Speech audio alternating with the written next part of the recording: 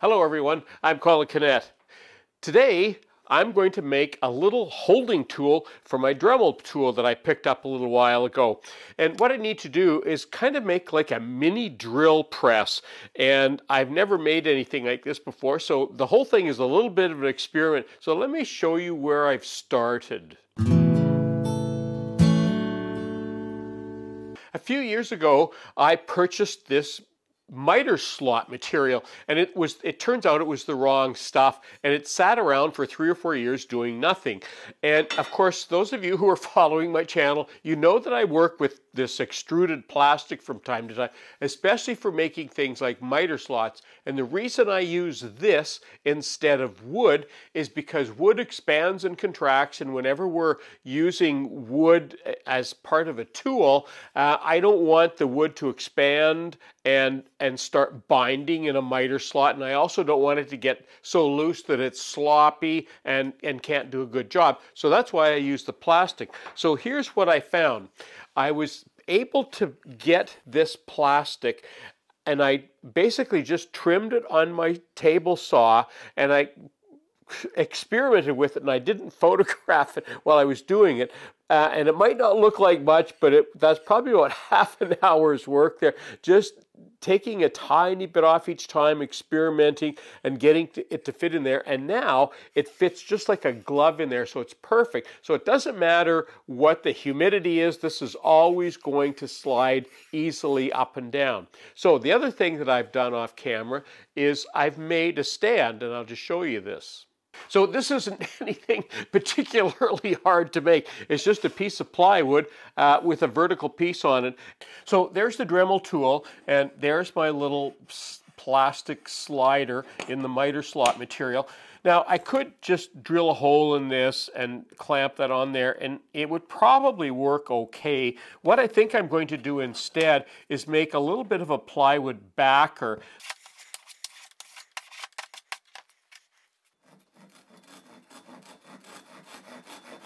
There, I'm just holding those on there, and you can see that's almost a perfect fit. You can just barely see light through there, so that's going to be good. What I'll do now is just glue these on. There, I'm just mixing a little bit of epoxy. It's quicker, and it'll harden a lot faster. Okay, we'll let that harden for a few minutes. I'm going to cut a couple of pieces of plywood, and I'll glue them on either side. And what I want to do, I want to make a cam system on the back so that when this moves up and down, I can just cam that down so that that will lock that in place.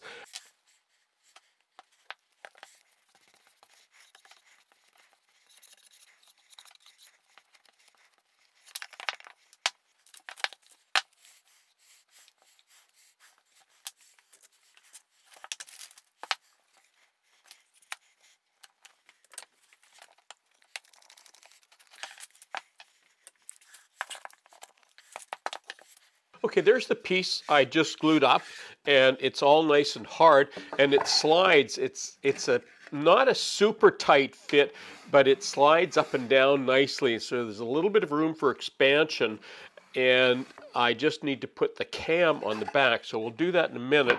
But I wanted to show you this as well. So there's the little plate that we made for the Dremel tool to sit on, and I'm pretty happy. It doesn't move around on there. It's a nice snug fit on there. Now you can see that I've countersunk a couple of holes in there, and I'm just lining them up on the plastic. You have to pre-drill this plastic. Got my hole there. And you can see with that how the plastic comes out, and if you don't pre-drill, that's what happens when you try and drive a screw into it.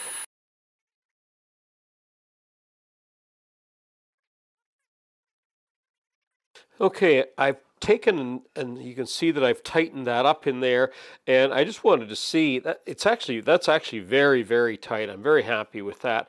Now the next thing I want to do is make a cam, and all a cam is basically an offset circle with in this case with a little handle on it. And what that will allow me to do is move this anywhere on this shaft, and I'll be able to lock it down, and hopefully it will be nice and firm on there, but we'll see when we get to that.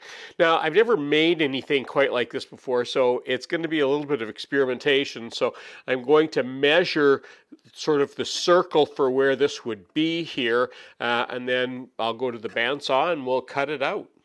Okay, so there's what I came up with, and I've drilled a hole in it, and I'm just going to put it in the holes that I have lined up, and I've got a bolt going through there. And now we're going to all see together how well this thing works. And in theory, when I push down on that, that should lock that. Ooh, that's locking that really well, actually. Oh, better than I thought. It actually, look at this, it actually self-locks when you move it up. Look at that. Wow, that works far better than I ever expected.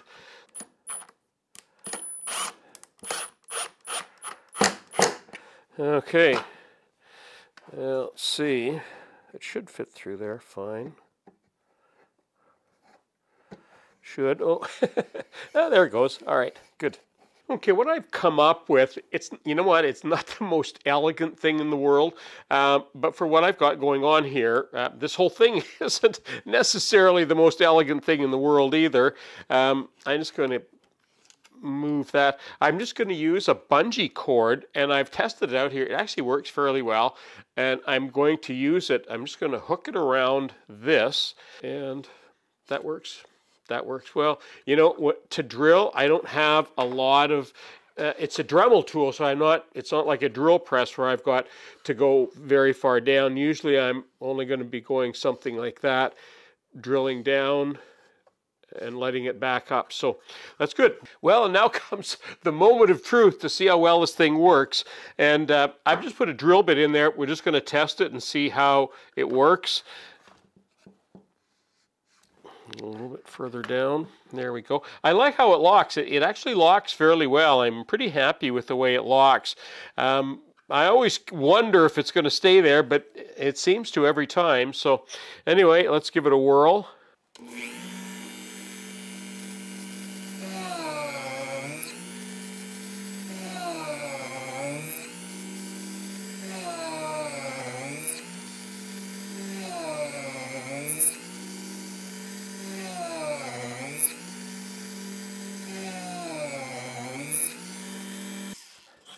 All that work for 6 holes. But you know what? If you're a model maker and you need something that gives you good, accurate holes rather than trying to use a hand drill all the time, this is going to be a great little rig for you. So I'm really happy the way this turned out. It's actually better than I expected. Well, that concludes my video for today. And you know, this is just a Dremel drill station right now, or a workstation, but you know, you could adapt it. You know, Dremel has all sorts of cutting wheels and grinding wheels, sanding, little sanding discs and so on, all sorts of different things that you could do. It would be so easy to adapt this to do a multitude of different things. I'm Colin Canet for Woodwork Web. Thanks for watching.